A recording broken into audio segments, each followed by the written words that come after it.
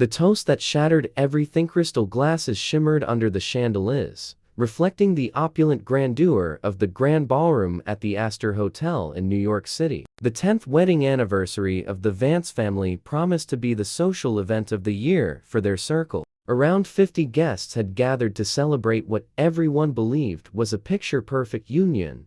Eleanor Vance sat in a champagne-colored gown, her dark hair styled into an elegant updo, a mysterious smile playing on her lips. Beside her, Julian Thorne, in a perfectly tailored tuxedo, rose with a glass in hand.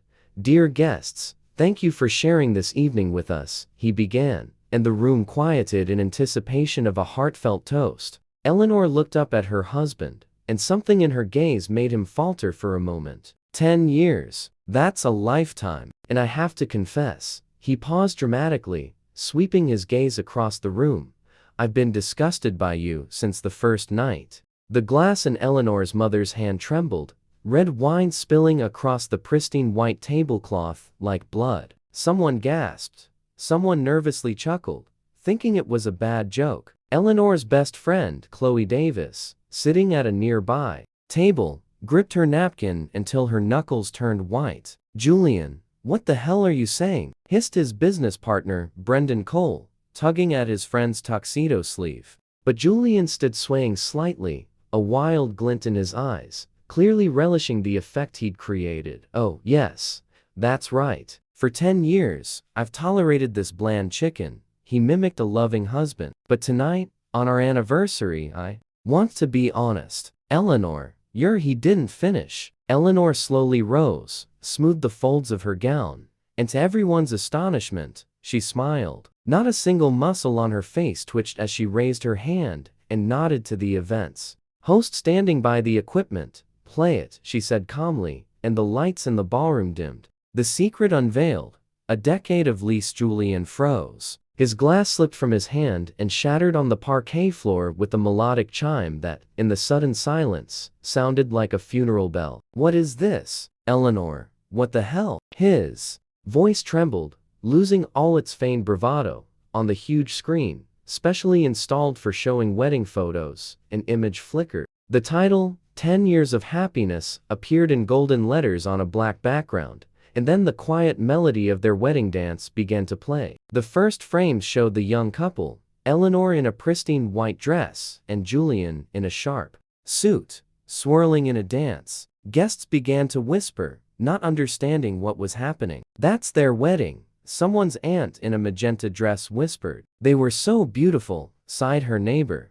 but Eleanor stood motionless, arms crossed, strange lights dancing in her eyes. A week before this evening, Eleanor had returned home earlier than usual. A headache had plagued her since morning, and she'd left work, deciding to spend the rest of the day in bed. The house greeted her with silence. Julian was at work, their daughter Lily at school. Eleanor walked into the bedroom, kicked off her shoes, and was about to lie down when she noticed her husband's cell phone on the nightstand.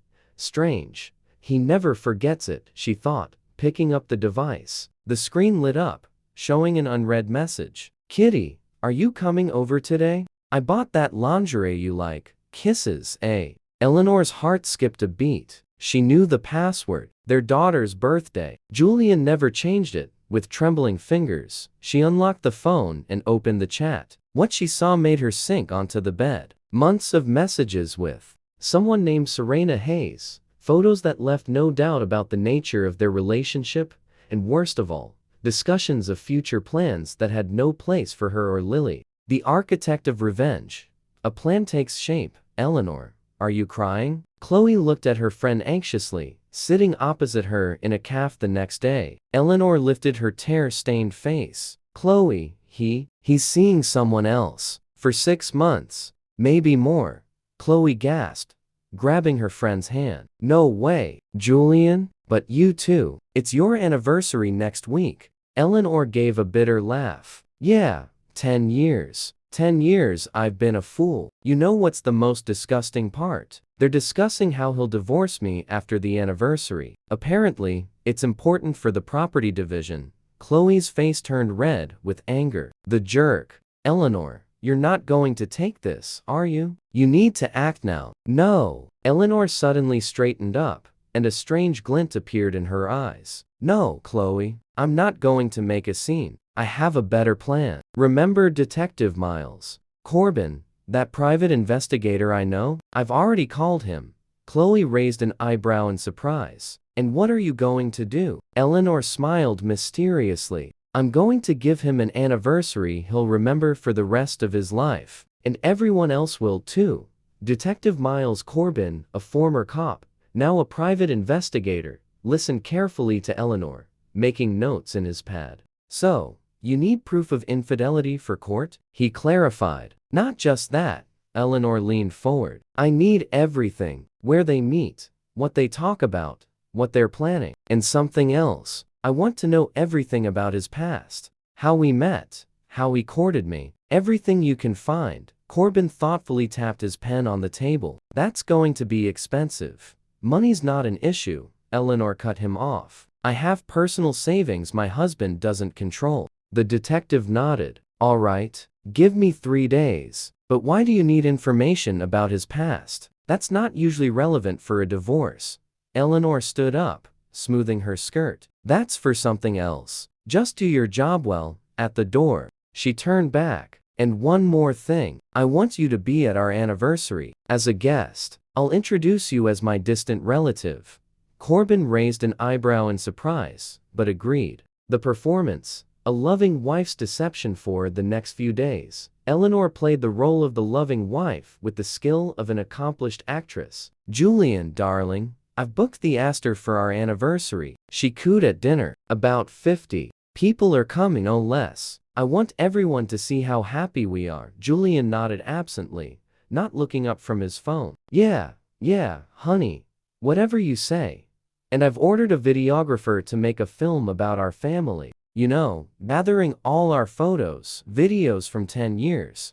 Julian winced. Why all the sentimentality? Oh, Julian, come on. Eleanor placed her hand on his, and he subtly flinched. It's such a milestone. I want Lily to watch it later and be proud of her parents. At the mention of their daughter, Julian softened. Fine, do what you want. Just tell me how much it'll cost. Eleanor smiled. Don't worry, I'll pay for everything myself. Consider it my anniversary gift to us. Mom, why are you crying? Lily peeked into her mother's room that evening. Eleanor quickly wiped away her tears. It's from happiness, sweetie. Your dad and I are having a big celebration soon. The little girl climbed onto her mother's bed. Does Daddy love you? The simple child's question hit like a slap. Of course, darling. Eleanor hugged her daughter, burying her face in her hair. And do you love him? Lily persisted. I loved him very much, Eleanor answered truthfully. The girl pondered. Loved? And now? Eleanor held her daughter tighter. Now I love you more than anything in the world. Lily sighed contentedly. I love you too, Mommy. But Daddy's been acting weird lately. He doesn't read me bedtime stories anymore. Eleanor stroked her daughter's head. He's just working a lot, sweetie. But soon everything will change, I promise. Corbin didn't disappoint. 3 days later, he brought a thick folder of materials. Your husband wasn't very careful, he said. Laying out photos. He meets with this Serena Hayes 3 times a week. She works in his department. She's 28, single. Eleanor examined the pictures. A young blonde with a doll-like face pressed against her husband at a hotel entrance. What about his past? She asked. Corbin pulled out another folder. That was harder, but I found something interesting. Your husband was deeply in debt 10 years ago, owed a lot after a failed business venture, and then suddenly, he married the company owner's daughter, and all his debts magically disappeared. Eleanor nodded. I thought so. What else? A contact of mine worked at the club where your husband had his bachelor party. They filmed for their archives, and there's an interesting conversation. He handed her a USB drive. Listen at home. And also, I have access to the cameras at the hotel where they meet. If you need fresh recordings. Eleanor stood up. I do, especially the conversations. It's important to me what he says about me, about our family. Corbin nodded. Understood. Everything will be ready for the anniversary. The final preparations. A trap is set at home. Eleanor locked herself in her study and inserted the USB drive into her computer. The screen showed footage of a nightclub. The quality wasn't great, but the sound was clear. Julian, clearly drunk, sat in a VIP area with friends. "So, Julian, ready for married life?" Brendan laughed. "What choice do I have?" Julian downed a shot. "Her old man promised me a VP spot if I married her, and they'll cover my debts. But she's not bad, kinda cute," someone noted. "She's bland," Julian grimaced. "Like Jell-O. No passion, no fire, but that's even better. She won't pry about where I am or who I'm with." His friends roared with laughter. "The main thing is to endure the first while, pretend to be in love. Then we'll see. Maybe in a year or two, I'd a mistress for my soul." Eleanor turned off the recording. Her hands trembled with fury and pain. So, from the very beginning, everything had been a lie from the first minute. Preparations for the anniversary were in full swing. Eleanor met with organizers, discussed the menu, decor, and music. "I want a big screen," she told the restaurant manager. "We'll show a film about our family, of course. Madam Vance, everything will be perfect." Simultaneously, she worked on the film with the videographer, whom she paid triple for his silence. "It's a surprise for my husband," she explained, "so we're editing everything in secret." The young guy nodded, engrossed in the material. "It's very dramatic," Eleanor smirked. "That's exactly what I'm aiming for."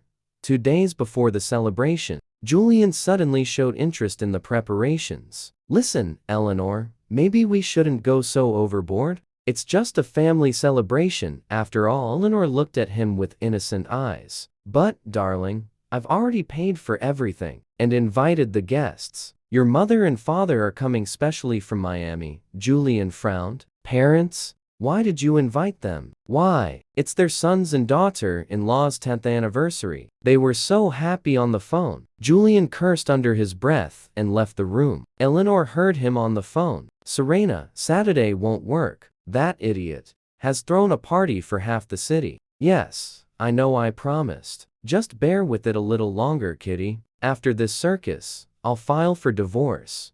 Chloe arrived to help with the dress selection. "Eleanor, are you sure? Maybe just file for divorce and be done with it?" she asked, sifting through outfits. "No." Eleanor tried on the champagne-colored dress. "He humiliated me for 10 years, thought I was a fool. Now, everyone will know the truth. And Lily? I'll send her to my parents right after the official part." "The child doesn't need to see this," Chloe sighed. "You've become so tough." Eleanor looked at her reflection. "You know, Chloe, I always thought love was about forgiving everything, enduring, waiting, hoping. But it turns out love is also about respect. For yourself, first and foremost." The grand entrance, a serpent in the garden. The morning of the anniversary was unusually sunny for October. Eleanor woke early. Julian was still asleep, sprawled across the bed. She looked at her husband, trying to find a trace of regret, but inside there was only emptiness. "Happy anniversary, darling," she whispered, leaving the bedroom. In the kitchen, Lily was waiting, already dressed in a fancy dress. "Mommy, I'm so excited. It's such an important day." Eleanor hugged her daughter. "Yes, sweetie, very important. After lunch, you'll go to Grandma and Grandpa's, okay? The grown-ups will have a boring part of the celebration," Lily pouted. "But I want to see your movie. You'll see it when you're older." Eleanor kissed her daughter's forehead. "Some things are better left unseen by children." At the beauty salon, Eleanor was treated like a queen. "Madam Vance, you look stunning today," chirped the stylist, arranging her hair. "Your husband won't be able to resist." Eleanor smiled mysteriously at her reflection, hoping he wouldn't. Neither him, nor anyone else. Her phone vibrated in her purse. A message from Corbin. "All set. The last recording from this morning is especially good. See you tonight." Eleanor deleted the message and leaned back in the chair. Only a few hours remained until the show began.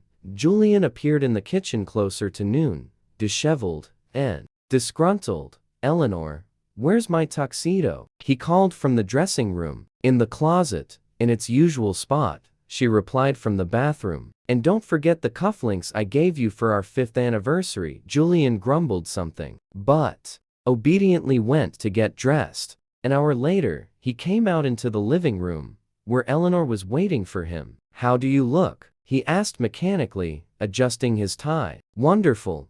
Eleanor stood up, showcasing her dress. Ready for our celebration, Julian surveyed her, with an appraising glance. Not bad. For your age. Eleanor didn't flinch. Thanks, darling. You've held up well too. Serena thought so. A dead silence hung in the room for a moment. Julian paled. What? Serena. Eleanor, innocently, batted her eyelashes. Serena Hayes, from your department. I invited your whole department to the party, didn't I? You don't mind, do you? Julian swallowed hard. No, of course not. You just should have warned me. Oh darling, I'm so sorry. I wanted to make it a surprise. By the way, she confirmed. She's coming. Even asked what to get you. I said your presence is the best gift. She picked up her purse and headed for the door. Shall we go? Don't want to be late for our own anniversary. The car was filled with tense silence. Julian nervously drummed his fingers on the steering wheel, while Eleanor calmly gazed out the window. Eleanor, he began. About what I said. About your age. I didn't mean it like that. I know what you meant, she replied calmly. You always say what you think, especially when you've had a few drinks. Julian flinched. What do you mean by that? Nothing, darling. Just stating a fact. By the way, remember our bachelor and bachelorette parties before the wedding? Julian tensed even more. Vaguely. Drank a lot then? Yes, I know. Eleanor smiled. A lot. And you talked a lot. The restaurant greeted them with festive hustle and bustle. Guests had already started to arrive. Waiters scurried between tables, checking the settings. Eleanor, darling. Julian's mother rushed to hug her son-in-law. I'm so glad. 10 years. It's so wonderful. Julian forced a smile, accepting congratulations. Eleanor noticed him subtly scanning the room, clearly looking for Serena. She'll be here by 8, Eleanor whispered in his ear. I specifically asked her not to be late. Julian flinched. Eleanor, what are you planning? Nothing special. I just want this evening to be memorable for everyone. Guests arrived one after another. Relatives, friends, colleagues. The ballroom gradually filled with voices and laughter. Corbin appeared disguised as Eleanor's distant cousin from Seattle. Glad to meet you. He shook Julian's hand, looking him intently in the eye. Julian mumbled something and quickly moved away. Everything ready? Eleanor asked quietly. Like clockwork, the detective replied just as quietly. The videographer had already set up the equipment, waiting for your signal.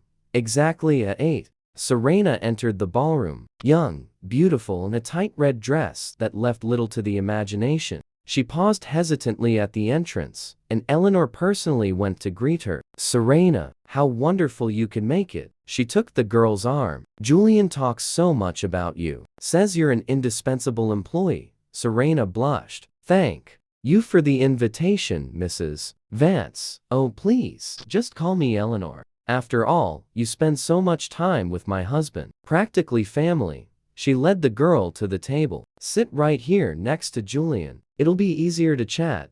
Julian, seeing where Serena was being seated, nearly choked on his wine. Brendan, sitting nearby, nudged him with his elbow. Hey, what's up? Your secretary? Julian coughed. Yeah, from the department. Brendan whistled. Some secretaries you've got these days. And Eleanor's not jealous. Julian cast a strained glance at his wife, but she was sweetly chatting with his mother, as if nothing was happening. Dinner proceeded. Guests ate, drank, raised toasts to the jubilant couple's happiness. Eleanor smiled, laughed, responded to congratulations. But Chloe, sitting nearby, saw her friend's knuckles turn white as she gripped her glass. The Unmasking, Decade of Deceit, exposed. Ladies and gentlemen. The host tapped the microphone. Now for a special moment. Our jubilant couple has prepared surprises for each other. First up, the head of the family, Julian Thorne.